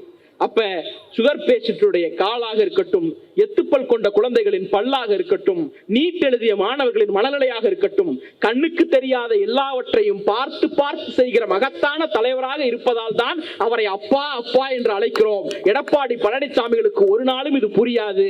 ஏன்னா ஊர்ந்து போய் ஏலம் விடப்பட்டு பதவிக்கு வந்தது மட்டும்தான் பழனிசாமிக்கு தெரியும். நம்ம ஊர்ல ஒரு விஷயம் இருக்குக்கா, எதிரியை மன்னிச்சிருவோம். 4 விஷயம் நமக்கு தப்பா பண்ணவன என்னைக்கா இருந்தாலும் நாளைக்கு ஒரு நல்லது கெட்டதுன்னா எப்பா போறான் ஒளிஞ்சு போ, அன்னைக்கு ஏதோ தப்பா நினைச்சிட்டேன், இன்னைக்கு வந்துட்ட கூடிட்ட சேர்ந்து போ சொல்லிடுவோம். மன்னிக்கிற மனசு இருக்கும். ஆனா துரோகம் பண்ணவன ஒரு நாளும் மன்னிக்க மாட்டோம், என்னைக்கும் விட மாட்டோம். துரோகத்திற்கு ஒரு உருவம் இருக்கிறது என்று சொன்னால் அது எடப்பாடி பழனிசாமி தான். நான் சொல்லல. அவரை முதலமைச்சர் ஆக்குனது யாரு? சசிகலா. சசிகலாவுக்கு நமக்கு 1008 பஞ்சாயத்து இருக்கு. அந்த அம்மா நமக்கு பிடிக்காது, ஊழல் குற்றவாளி அந்த அம்மா, அதுல எந்த மாற்று கருத்து இல்லை. ஆனா அந்த அம்மா பழனிசாமியை முதலமைச்சர் ஆக்குனாங்க. அந்த அம்மாவின் காலை வாரியவர் பழனிசாமி. அவர் வழிகாட்டினது யாரு? டிடிவி தினகரன். அவர் ஒரு ஊழல்வாதி, அவருக்கு நமக்கு 1008 பஞ்சாயத்து, அது வேற. ஆனா அவர் வழிகாட்டியது டிடிவி தினகரன். அவர் காலை வாரியவர் எடப்பாடி பழனிசாமி. ஓபிஎஸ் தயவுல தான் ஆட்சியே நடத்தினாப்ல. ஆட்சி போன உடனேயே ஓபிஎஸ் கழுத்தை அறுத்தவர் எடப்பாடி பழனிசாமி. மோடியை நம்பித்தான் ஆட்சி நடந்துச்சு. போன தேர்தலில் மோடி காலையும் சேர்த்து வாரினவர் பழனிசாமி. இப்ப நினைச்சு பாருங்க, எடப்பாடி பழனிசாமிக்கு தெரிஞ்சதெல்லாம் துரோகம் துரோகம் துரோகம் மட்டும்தான். கனவுலையும் நடக்காது. ஒருவேளை நடந்துருச்சுன்னா நாளைக்கு ஓட்டு போட்ட மக்கள் கழுத்தையும் அறுக்க அவர் தயங்க மாட்டார். உங்களுக்கும் எங்களுக்கும் நமக்கும் துரோகம் செய்ய ஒரு நாளும் அவர் தயங்க மாட்டார். நம்முடைய இந்திரகுமார் தோழர் சொல்லுகிற போது சொன்னார், எப்படி 3 காரு மாறி கொள்ள கூட்டம் தலைவர் மாதிரி அமித்ஷாவை பார்க்க போனார்னு. வீராப்பா சொன்னார்ல, கூட்டணி இல்ல கூட்டணி இல்ல. 24 மட்டுமல்ல, 26 கூட்டணி இல்ல, 31 கூட்டணி இல்ல. ஏன் மாத்திக்கிட்டார் தெரியுமா? சம்பந்தி வீட்டுல ஒரே ஒரு ரைடு அடிச்சாங்க. அதிமுகங்கிற கட்சி அமித்ஷா காலடியில வச்சுட்டு வந்தாரு எடப்பாடி பழனிசாமி. நாளைக்கு மகா வீட்டுல ஒரு ரைடு அடிச்சா தமிழ்நாட்டை தூக்கி கொண்டு போய் டெல்லி காலடியில் வைக்க மாட்டார் என்பதற்கு என்ன நிச்சயம்? அப்ப அவருக்கு தெரிந்ததெல்லாம் துரோகம். இன்னொன்னு திட்டங்களை நிறுத்துவது. அம்மா உப்பு, அம்மா தண்ணி, அம்மா ரோடு, அம்மா உணவகம், அம்மா மருந்தகம்னு ஏகப்பட்டது சொல்றாங்கல்ல, அது அத்தனையும் நிறுத்தியவர் எடப்பாடி பழனிசாமி. லேப்டாப் கொடுக்கிற திட்டத்தை நிறுத்தினது பழனிசாமி. தாலிக்கு தங்கம் கொடுக்கிற திட்டத்தை நிறுத்தினது பழனிசாமி. சைக்கிள் கொடுக்கிற திட்டத்தையும் நிறுத்தி வைத்திருந்தார் பழனிசாமி. சைக்கிள் நம்ம தான் திருப்பி கொடுத்தோம். அம்மா உணவகத்தை நம்ம தான் இன்னைக்கு போற்றி பாதுகாத்து நடத்தி வருகிறோம். லேப்டாப் கொடுக்கிற திட்டத்தை இன்னைக்கு மீண்டும் ஆரம்பிச்சிருக்கோம். தாலிக்கு தங்க திட்டத்தை புதுமை பெண் திட்டமா மாத்தி இருக்கிறோம். பழனிசாமிக்கு தெரிந்தது 2 ஒன்று துரோகம், இன்னொன்னு திட்டங்களை நிறுத்துவது. நாளைக்கு நாம ஓட்டு போட்டோம்னா நமக்கு துரோகம் செய்வார். ஓட்டு போட்டா மகளிர் உரிமை தொகையை நிறுத்துவார், பிங்க் பேருந்தை நிறுத்துவார். ஏன்னா இப்பவே லிப்ஸ்டிக் பஸ்ங்கிறாரு. நாளைக்கு வந்தா நிறுத்த மாட்டாருன்னு என்ன நிச்சயம்? எல்லாவற்றுக்கும் மேல ஜெயலலிதா விசுவாசிகள் உங்க ஊர்ல யாராவது இருப்பாங்க, நிச்சயம் இருப்பாங்க. அந்த ஜெயலலிதாவுடைய பெயரை ஒரு பல்கலைக்கழகத்திற்கு வைக்க வேண்டும் என்று சட்டமன்றத்தில் தீர்மானம் நிறைவேற்றிய போது அதை எதிர்த்து வெளிநடப்பு பண்ணிட்டு போய் ஜெயலலிதாவுக்கும் துரோகம் செய்த மகா துரோகி எடப்பாடி பழனிசாமி. ஊரு பூரா இருக்கிற அதிமுக காரங்கள்ட்ட போய் நீங்க கேட்க வேண்டிய கேள்வி, ஜெயலலிதாவுக்கு துரோகம் பண்ணவருக்கா உங்க ஓட்டு? இது கேட்கணும் நாம். அப்ப அப்பேற்பட்ட துரோகியை ஆட்சியில் அதிகாரத்தில் அமர வைத்தால் நாம் எவ்வளவு கஷ்டப்படுவோம் என்பதை மட்டும் நாம் நினைத்து பார்க்க வேண்டும். இன்னைக்கு எல்லாவற்றிலும் பாஜகவை காப்பாற்ற தமிழ்நாட்டை பலி கொடுக்கிறார். கல்வி நிதி கொடுக்க மாட்டேன். நம்ம ஊர்ல எல்லாம், உங்க ஊர்ல எல்லாம் இந்த அரசாங்க பள்ளிக்கூடத்துல ஒரு பென்சில் படம் வரைஞ்சிருப்பாங்க, பார்த்திருப்பீங்க. பென்சில் படம் வரைஞ்சு முன்னாடி ஒரு பாப்பாவும் பின்னாடி ஒரு தம்பியும் பிளைட்ல போற மாதிரி ஒரு படம் போட்டு அனைவருக்கும் கல்வி இயக்கம் சர்வ சிக்ஷா அபியான் போட்டிருப்பாங்க. எத்தனை வருஷமா இருக்கு அது? அது 25-30 வருஷமா இருக்கு.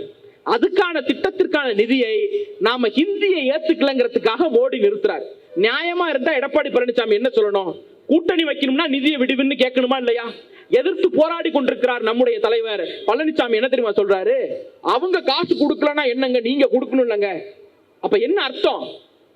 பப்ளுவை அடிக்காதீங்க, பப்ளுவை திட்டாதீங்க, இல்ல பப்ளுவை திட்டாதீங்கன்னு சொல்ற மாதிரி என்னுடைய எஜமானன், என்னுடைய ஓனர் மோடியை நீங்க கேள்வி கேட்க கூடாது, அதுக்காக சம்பந்தமே இல்லைனாலும் போராடிக்கிட்டு இருந்தாலும் உங்களை நான் கேள்வி கேட்பேன். இதுதான் பழனிசாமி. துணைவேந்தர்கள் நியமனம், ஆளுநர் கையில் அதிகாரம் இருக்கு, மீறி உச்ச நீதிமன்றத்தில் போய் நாம மீட்டெடுத்தோம். இன்னைக்கு ஒரு இடைக்கால தடை இருக்கிறது. அதற்கு எதிராக ஒன்றிய அரசை கேள்வி கேட்க பயந்துகிட்டு மாநில அரசை கேள்வி கேட்டுக்கிட்டு எடப்பாடி பழனிசாமி. அப்ப தமிழ்நாட்டிற்கு மோடி செய்கிற எல்லா துரோகத்திற்கும் மோடியை காப்பாற்றுவதற்காக திமுக மீது பழியை போட்டுக்கொண்டு தமிழ்நாட்டையும் அதிமுகவையும் தன்னையும் பலியிட்டு பாஜகவை காப்பாற்றி வருகிற பெரிய துரோகி அதிமுகவின் எடப்பாடி பழனிசாமி. நாம் எதிரியை மன்னிப்போம், துரோகியை ஒரு நாளும் மன்னிக்க மாட்டோம். இவர்கள் எல்லாம் ஒரு கணக்கு போடுகிறார்கள். சேர்ந்து வந்துட்டோம், திமுகவை வீழ்த்திடலாம். தயவு செய்து ஒன்றை நினைத்துக் கொள்ளுங்கள், இந்த கூட்டணி புதிய கூட்டணி அல்ல. 2019 ஆண்டும் 2021 ஆண்டும் இவர்கள் சேர்ந்துதான் வந்தார்கள். தமிழ்நாட்டு மக்கள் நம்முடைய தலைவர் பின்னால் தான் நின்றார்கள். 2024 தனியாக வந்தார்கள், அப்போதும் தமிழ்நாட்டு மக்கள் நம் பின்னால் தான் நின்றார்கள். தமிழ்நாட்டு மக்கள் சொல்லக்கூடிய செய்தி ஒன்றே ஒன்றுதான், எதிர்க்கட்சி துரோகிகள் எல்லாம் சேர்ந்து நின்றாலும் வெற்றி திமுகவுக்கு தான், தனித்தனியாக நின்றாலும் வெற்றி திமுகவிற்கு தான், 2026 வெற்றி திமுகவிற்கு தான். இதுதான் மக்கள் சொல்லுகிற செய்தி. ஹிட்லர் எல்லாருக்கும் தெரியும். ஹிட்லர் தன்னுடைய அதிகார போதையிலே எல்லா ஊரையும் கைப்பற்றினார். போலந்துக்கு போனார், டென்மார்க்கு போனார், நார்வேவை கைப்பற்றினார், பிரான்ஸை கைப்பற்றினார், கிரீஸுக்கு போனார், எல்லா இடத்தையும் வெற்றி கொண்டார். கடைசியாக அதே திமிரோடு சோவியத் ரஷ்யாவிற்குள் நுழைந்தார். அப்படித்தான் மோடியும் நுழைகிறார். டெல்லியை கைப்பற்றிட்டோம், காஷ்மீரை கைப்பற்றிட்டோம், பஞ்சாபை கைப்பற்றிட்டோம், மகாராஷ்டிராவை கைப்பற்றிட்டோம், ஒடிசாவை கைப்பற்றிட்டோம், ஹரியானாவை கைப்பற்றிட்டோம், கேரளால கூட ஒரு சீட்டு ஜெயிச்சிட்டோம். அதே திமிரோடு தமிழ்நாட்டிற்குள் நுழைய முற்படுகிறார். ஹிட்லரை எதிர்த்து ரஷ்யாவில் ஸ்டாலின் என்கிற மகத்தான மனிதர் நின்றார், ஹிட்லர் தோற்று போனார். அதே போல இந்தியாவில் எல்லா மாநிலத்தையும் வெற்றி கொண்ட மோடியை எதிர்த்து தமிழ்நாட்டில் மகத்தான தலைவராக நம்முடைய தளபதி ஸ்டாலின் நிற்கிறார். மோடி மண்ணை கவுவார். வரலாற்றில் ஹிட்லர் வீழ்ந்தது போல வரலாற்றில் மோடியும் துடை தெரியப்படுவார். அந்த நாள் நடக்கும். நான் சொல்றது அந்த அவருடைய இறப்ப சொல்லல, அதிகாரத்திலிருந்து தூக்கி எறியப்படுவார் என்பதற்காக சொல்லுகிறேன். ஆக ஒன்றே ஒன்றுதான் நமக்கு இருக்கக்கூடிய ஒரே இலக்கு. சங்க பரிவாரங்களுக்கும் ஒரே இலக்கு தான். இந்தியா எல்லாம் கைப்பற்றிட்டோம், தமிழ்நாடு மட்டும் மிச்சம், எப்படியாவது உயிரை கொடுத்தால் தமிழ்நாட்டை கைப்பற்றிடணும்னு சங்க பரிவார கூட்டம் துடித்துக் கொண்டிருக்கிறது. நமக்கும் அதே இலக்குத்தான். நம்முடைய மண்ணை, நம்முடைய மொழியை, நம்முடைய மானத்தை காக்க எப்படியாவது தமிழ்நாட்டை நம்முடைய கரங்களில் வைத்திருக்க வேண்டும், தமிழ்நாட்டை காப்பாற்றியாக வேண்டும். சங்க பரிவார கும்பலுக்கு தமிழ்நாடு இரையாகி விடாமல் காப்பாற்ற வேண்டிய கடமை நமக்கு இருக்கிறது. எதிரிகளும் துரோகிகளும் தனித்தனியாக வந்தா 2 குழி வெட்டியிருப்போம், எதிரியும் துரோகியும் சேர்ந்து வருகிறார்கள். 2026 நமக்கு வேலை மிச்சம், ஒரு குழி வெட்டினா போதும். 26 மகத்தான வெற்றியை பெற்று மீண்டும் நம்முடைய தலைவர் அரியணை ஏறுகிற நாளுக்காக காத்திருப்போம். வாய்ப்புக்கு நன்றி, விடைபெறுகிறேன். வணக்கம்.